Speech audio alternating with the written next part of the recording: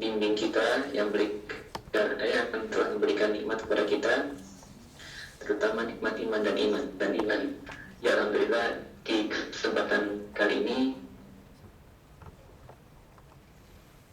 kita dipertemukan lagi, kita bisa bermuajahat di dalam acara manasik haji dari KMII, ya, kegiatan KMII. Oke, tadi mungkin Pak Khairul sudah memberikan banyak pengalaman tentang hajinya beliau. Sebenarnya bersama ya dengan apa yang dialami oleh Pak Khairul ini, karena memang kita satu kelompok di Mekah, selama di Mekah dan juga selama di Madinah. Kalau sama Pak Khairul dengan beliau itu saya satu kamar ya di Mekah dan juga di Madinah. Hanya pas panitia meminta saya untuk jadi pembicara dengan Pak Khairul, berarti saya tanya ke panitia, harusnya ada yang berbeda ya.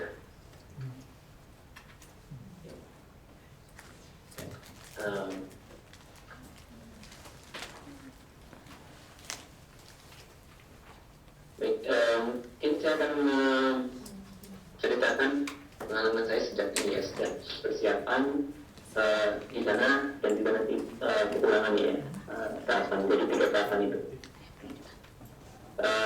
Kebetulan di kantor sekarang tadi kata apa aja ada 4 ya, 4 orang ataupun 2 keluarga berarti ya, Pak Demas dan istri, dan juga Pak Faris dan istri ya, kalau kita sana. Alhamdulillah. Nah, karena ibadah haji ini seperti ibadah mahdud yang lainnya, jadi sebenarnya tidak ada ini ya, kalau kita tidak ada isar ya. Kalau kita sudah siap baik secara fisik, finansial ataupun waktunya ada, maka kita akan lebih baik. Jadi kalau ada yang berprinsip untuk menghajikan, misalkan menghajikan orang tuanya kita dulu, ataupun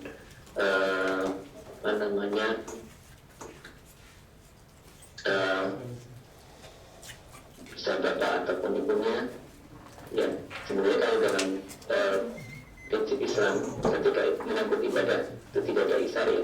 Kalau bisa kita dahului, karena kita tidak tahu kapan usia kita akan berakhir gitu ya.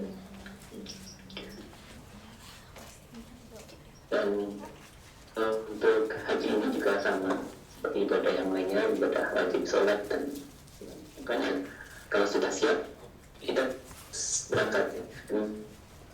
Kemudian saya alami waktu dulu, jadi saya di Kobe selama 5,5 tahun, 2,5 tahun untuk master dan 3 tahun untuk S3. Tapi ada masa di mana tidak full beasiswanya, karena beasiswa master dari Dikti, kemudian 1,5 tahun sempat tidak ada beasiswa. Nah, tapi saya dan istri sejak ke Jepang itu memang sudah berazam atau diniatkan, kalau diizinkan Allah SWT, maka kita akan pergi haji ke Jepang. Dan niat itu terus kita pupuk ya, walaupun pada masa 1,5 tahun tanpa beasiswa itu kita terus berdoa dan bukan nazar ya sebenarnya. Kalau nazar kan untuk hal yang ini ya, kalau haji kan sudah wajib ya, jadi tidak perlu dinazarkan, tapi memang kita harus, kalau sudah ada sumber keuangannya, ya memang harus pergi. Nah, akhirnya pas tahun kedua di program S3 saya, alhamdulillah dapat beasiswa dari Mitsubishi, dan saya mengatakan ke istri saat itu, memang kita harus pergi haji di tahun terakhir saya, waktu tahun ketiga dari S3 ya. Nah, saat itu mungkin bagi teman-teman ataupun ini yang belum ada kesempatan ya, ataupun nanti tahun depan ataupun tahun depan lagi misalkan, yang jelas pertama itu niat, Ya, niat itu yang harus kita inginkan. Jadi azam serta niat ya. Azam itu maksudnya tekad bahwa memang pergi haji dari Jepang itu lebih memungkinkan atau visible ya. Kalau kita lihat dari berbagai hal ya, memungkinkannya. Misalnya dari segi finansial gitu ya. Di Jepang lebih memungkinkan untuk pergi haji daripada di Indonesia. Karena secara finansial kita mendapatkan beasiswa dengan nominal yang rata-rata lebih tinggi ya. Dan bisa kita tabung atau kita kumpulkan untuk pergi haji itu. Terus yang kedua dari segi kesempatan ataupun waktu, di Jepang langsung ya, langsung kalau kita mendaftar tahun ini langsung berangkat tahun ini juga. Kalau di Indonesia nanti bisa menunggu 17 atau 20 tahun ya. Ini kalau di Jogja atau di Sleman itu sekitar 20 tahun atau sampai 25 tahun bagi yang reguler. Bagi yang ONH plus sekitar 5 sampai 7 tahun. Nah demikian halnya yang kesempatan ini, jadi jangan sampai kita lepas ya. Misalnya ini kesempatan yang berharga. Dan saya masih ingat waktu sebelum saya berangkat itu ada yang mengatakan, jadi beliau juga pergi haji dari Jepang dan dia mengatakan saat itu bahwa di Jepang itu kalau kita kumpulkan misalkan ya gadget kita ataupun barang-barang yang kita miliki gitu ya, itu terus kita jual, itu insya Allah nilai atau nominalnya juga akan mendekati dari apa yang harus kita bayarkan untuk pergi haji ya. Ya mungkin dan macam-macam ya, ada kamera dan sebagainya. Dan itu yang menjadi pemicu saya juga pada saat itu. Insya Allah kalaupun Allah mengizinkan bisa gitu ya untuk meminimalkan dan terus itu yang perlu kita siapkan. Dan ada hal-hal yang mungkin strategi untuk kita untuk izin, terutama ya, untuk izin ke sensei ataupun ke profesor. Ini bagi yang mahasiswa ya. Ini kalau Pak Heru tadi kan dari yang bekerja ya. Untuk mahasiswa, kalau pengalaman saya dahulu itu, saya minta izin ke sensei setelah saya diterima publikasinya ya. Apa namanya, sudah accept. Terus saya ngomong hari berikutnya dan sensei langsung mengatakan, ya boleh, kamu boleh pergi. Nah, alhamdulillah sensei tidak ada masalah. Nah, zaman sekarang mungkin juga akan mengalami hal yang sama ya, terutama bagi yang mahasiswa. Jangan sampai kita pergi ataupun mau pergi, terus ternyata kita masih banyak kewajiban yang harus kita selesaikan. Misalkan tadi ya, terutama yang paling krusial itu publikasi ataupun kewajiban kita sebagai mahasiswa. Karena kebetulan saya di tahun terakhir, jadi memang harus saya selesaikan dahulu kewajiban saya, dan ketika sudah selesai saya baru izin ke sensei. Itu yang pertama. Terus yang kedua, hal-hal yang administrasi, bersifat administrasi seperti surat-surat dan sebagainya itu harus memang kita perhatikan betul ya. Pertama untuk visa. Nah, ini ada pengalaman menarik. Jadi untuk terkait visa ini, kalau visa saya tidak ada masalah ya. Visa saya itu karena visa student, kemudian beberapa bulan sebelum paspor harus dikumpulkan, saya sudah extend lebih dari 6 bulan, jadi tidak ada masalah visa saya. Nah, yang bermasalah itu atau yang jadi masalah itu punya istri saya. Jadi istri saya baru bisa di extend visanya di kantor imigrasi di Kobe itu, jadi sebulan setelah paspor harus diserahkan. Padahal pas pada penyerahan paspor ke pihak travel, dalam hal ini waktu itu kita pakai Nian Travel itu, kita istri saya tadi kurang dari 6 bulan karena saat itu istri saya habis di bulan September, dan bulan September ya, Agustus atau November ya, di bulan November, Oktober ya, atau Oktober, kalau nggak salah Oktober atau November ya, dan itu seharusnya bisa diperpanjang setelah bulan Agustus. Nah, padahal sebelum bulan Agustus paspor sudah diserahkan ke pihak Mina. Nah, akhirnya saat itu setelah habis dari kantor imigrasi dan dikatakan tidak bisa diperpanjang karena masanya itu kan sebelum 3 bulan ya, sebelum 3 bulan baru bisa diperpanjang. Sebelum 3 bulan expired, mau expired gitu. Tapi sebelum masuk 3 bulan tidak bisa. Nah, pada saat kali pertama kita dari imigrasi itu, kita sudah berpikiran mungkin belum rezekinya saat itu, makanya belum rezekinya istri untuk pergi haji dengan saya, bareng dengan saya. Nah, pas saya ke imigrasi selanjutnya, pas saat itu saya ngambil perpanjangan visa saya. Nah, saat itu Allah memberikan kemudahan itu, ataupun Allah memberikan ini ya. Jadi salah satu petugas imigrasi mengatakan, karena saya masih menanyakan perihal yang istri itu bisa diperpanjang apa tidak. Nah,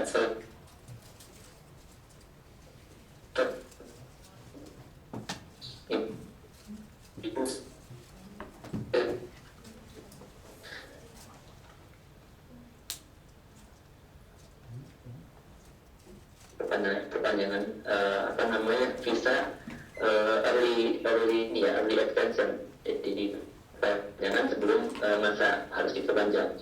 Terus alasannya kenapa?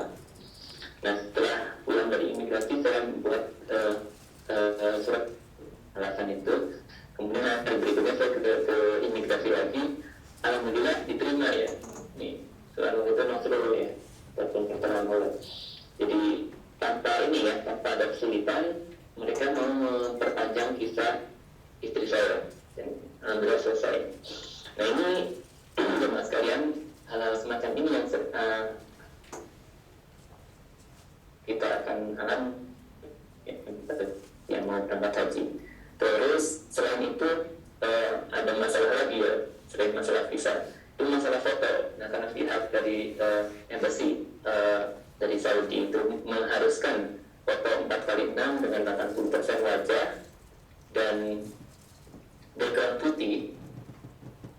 Itu yang mana akhirnya kita sampai 3 kali ya kirim tas foto ini, karena kalau kita foto box atau kita foto lewat foto box di Jepang itu kan pasti hasilnya backgroundnya abu-abu ya, abu-abu, dan mukanya itu tidak 80%, ya hanya 60%, sekitar 50-60%.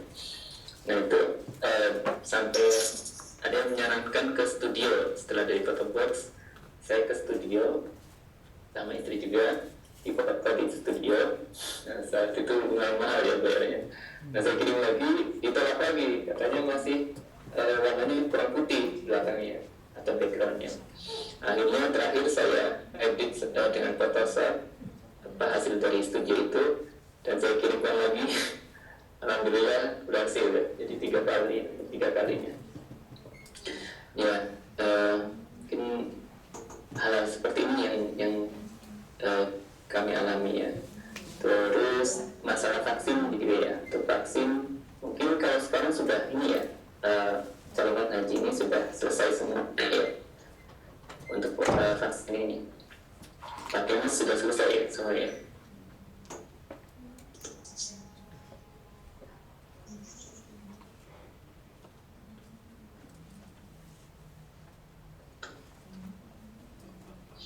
Ya, saya lanjutkan.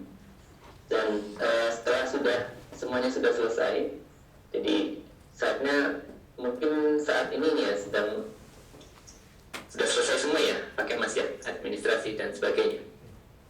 Sudah Pak? Sudah ya, alhamdulillah.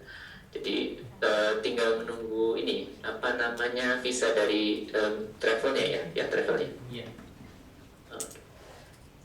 Biasanya kalau pas tahun lalu dan tahun sebelumnya itu dikirimkan sehari sebelum berangkat ya, maksudnya sampai di kita visa paspor kita dan perlengkapan hajinya itu sehari sebelumnya. Nah ini yang cukup membuat agak deg-degan juga.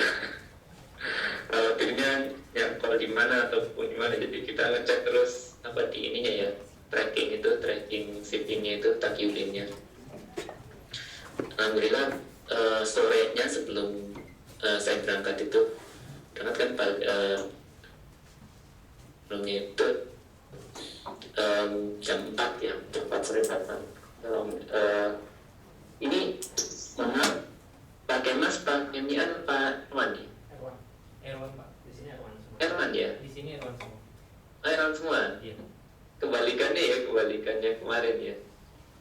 Kalau kemarin atau tahun lalu kita nian semuanya.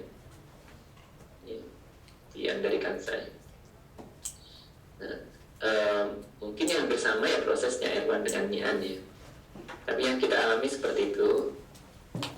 Dan oh ya satu lagi, sebenarnya ada lagi ya permasalahan lagi, masalah paspor.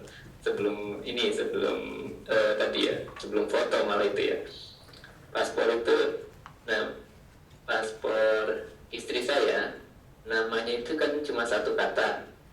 Nah awalnya dari pihak travel nggak ada permasalahan, mereka terima saja. Tapi sebelum beberapa waktu sebelum ini deadline untuk administrasi dipermasalahkan. Akhirnya waktu itu istri saya yang bermasalah itu paspornya, terus Budia ya, istrinya Pak Yus, terus Pak Kardi juga sama satu kata namanya. Nah itu harus malam-malam ke KJRI akhirnya bikin paspor baru. Alhamdulillah dibantu sama Bu Siti Fatimah waktu itu ya, Bu Titi. Jadi malam-malam sampai jam 12 ya, setengah 1 kalau nggak salah, itu baru selesai. Jadi mereka membukakan pintu dari jam 9 sampai jam 12 untuk mengurus paspor baru ini. Alhamdulillah selesai dan tidak ada masalah lagi setelah itu ya. Nah untuk ini apa? Jadi nggak bisa mendengarkan materinya Pak Khairul. Nanti kalau misalkan Pak Khairul tadi menceritakan pengalaman di sananya banyak nggak ya, apa selama hajinya di Mekahnya, apa aja? Lumayan Pak. Lumayan banyak ya. Tadi juga diputarkan video dari Pak Khairul juga. Oh ya udah, berarti kayaknya ini ya, saya sedikit saja ya karena apa yang saya alami dengan Pak Khairul ya sama, maksudnya cuman mungkin beda sudut pandang. Mungkin tips-tipsnya juga nanti tolong disampaikan kalau misalnya. Oh iya, itu saja ya. Iya. Ini administrasi sudah selesai ya, nunggu visa dari travel. Nah kalau sudah visa dari travel tenang ada semuanya ya, itu sudah ada. Dan mungkin kain ihram saya saran mungkin ya teman bisa ini ya. Kalau saya waktu itu yang dari travel satu pasang, terus kebetulan kita ada jamaah haji dari Kyoto yang minjamkan ke saya satu pasang ihram lagi ya, satu set maksudnya atas bawah. Nah ini mungkin kain ihram juga sebenarnya dua set itu sudah cukup ya, tidak cukup kalau menurut saya. Karena memang di tas kita yang paling berat ataupun paling banyak space-nya itu adalah kain ihram. Saat itu yang dikasih dari travel itu kain yang bukan yang model handuk ataupun bukan yang jenis handuk, tapi jenis yang kain biasa ya. Kalau jenis kain biasa ini gampang meleret ya kalau tidak pakai finiti ataupun pakai jadi kayak model diikat itu ya. Tapi kalau yang handuk itu lumayan kuat ya untuk ini yang jenis handuk kalau yang laki-laki. Nah untuk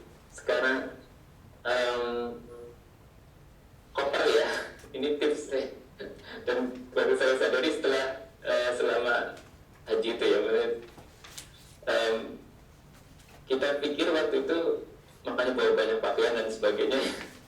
Ternyata mungkin ini pengalaman ini, jadi mungkin pakaian itu 5 tahun itu sudah cukup ya, lebih dari cukup ya, jangan terlalu banyak pakaian kan. Dibawa dari Jepang itu nggak usah terlalu banyak ya. Malah yang sangat penting itu atau vital itu adalah sandal atau sepatu yang nyaman dipakai.